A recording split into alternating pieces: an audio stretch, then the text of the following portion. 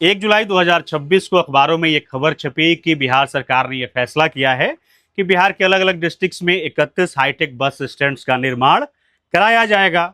पहले तो सरकार एक स्टैंड को हाईटेक करे, पूरे बिहार में एक स्टैंड को हाईटेक कर करके दिखा दे, तब हम जाने कि 31 स्टैंड हाईटेक होगा। आप इसकी स्थिति देखिए कि जितनी ये स्वचालित सीढ़ियां इस तरह की वो धूल फाक रही हैं, उसमें जंग लग रहे हैं और वो अब टूट टूट कर बेकार हो रहे हैं। सोने का कोई परवाह नहीं, जमीन पर जो चाहे सो सकता है, बस इतना ही है। ये देखिए, मात्र वो सिंगल पैसेंजर बैठे हुए, देखिए समूचा गाड़ी खाली। 1 जुलाई 2026 को अखबारों में ये खबर छपी कि बिहार सरकार ने यह फैसला किया है कि बिहार के अलग अलग डिस्ट्रिक्ट्स में 31 हाईटेक बस स्टैंड्स का निर्माण कराया जाएगा।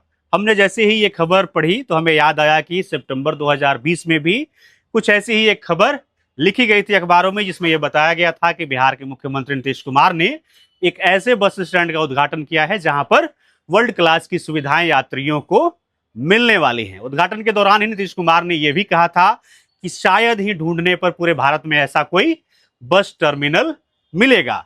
तो हमें लगा कि पहले भाई चलिए उस बस टर्मिनल की पड़ताल कर ली जाए जिसके बारे में इतनी बड़ी बड़ी बातें कही गई थी। बिहार की राजधानी पटना का यह बैरिया बस स्टैंड है जिसका नाम पाटलिपुत्र बस टर्मिनल है।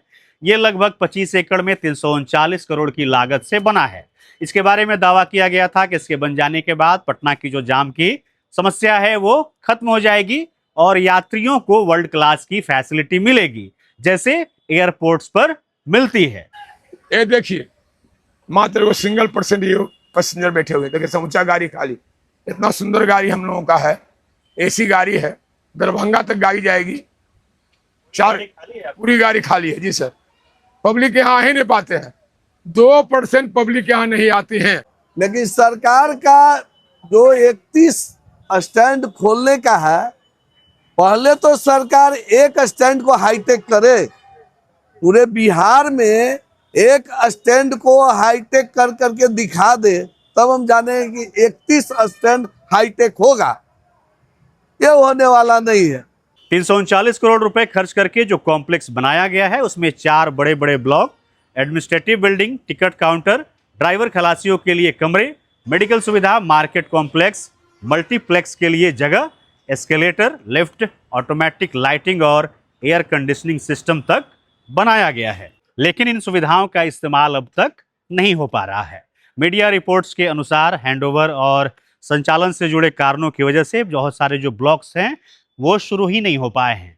इस वजह से जो बहुत सारी सुविधाएं इस पूरे बिल्डिंग में हैं अब वो खराब हो रही हैं। चलिए हम आपको इसका प्रत्यक्ष उदाहरण दिखाते हैं। हम जिस जगह पर अभी खड़े हैं वो एक स्वचालित सीढ़ी है और पूरे कॉम्प्लेक्स में करोड़ों रुपए खर्च करके इस तरह की दर्जनों स्वचालित सीढ़ियां लगाई गई हैं। आप इसकी स्थिति देखिए कि जितनी ये स्वचालित सीढ़ियां इस तरह की वो धूल फाक रही हैं, उसमें जंग लग रहे हैं और वो अब टूट टूट कर बेकार हो रहे हैं। मतलब आने वाले समय में इनका इस्तेमाल संभव नहीं है। और नीतीश बाबू कहे थे कि ये जो मीठापुर से बस शिफ्ट यहाँ किया गया तो यहाँ मैं सब सुविधा दूंगा, लेकिन वो सरकार इस बात पर खरा नहीं उतरा और हम लोगों को सुविधा मुहैया नहीं किया। उधर यात्रियों की हालत भी पहले जैसी ही है जैसे पुराने बस स्टैंड मीठापुर में हुआ करती थी। हम ये नहीं कह रहे हैं कि आप नए बस स्टैंड या हाईटेक बस स्टैंड न बनाइए, लेकिन आप जो भी बस स्टैंड बनाइए उसे अधूरा और बदहाल तो न छोड़िए जिस तरीके से आपने इस पाटलिपुत्र बस टर्मिनल को छोड़ा है। 339 करोड़ का हिसाब ये इमारतें नहीं हैं। 340 करोड़ का हिसाब सुविधाएं हो सकती हैं जो यहाँ पर यात्रियों को मिलनी चाहिए थे। उन्हें साफ पानी मिलना चाहिए था, साफ शौचालय मिलना चाहिए था, धूप से बचने के लिए बैठने के लिए बढ़िया जगह मिलनी चाहिए थी जो यहाँ पर नहीं मिल रही हैं।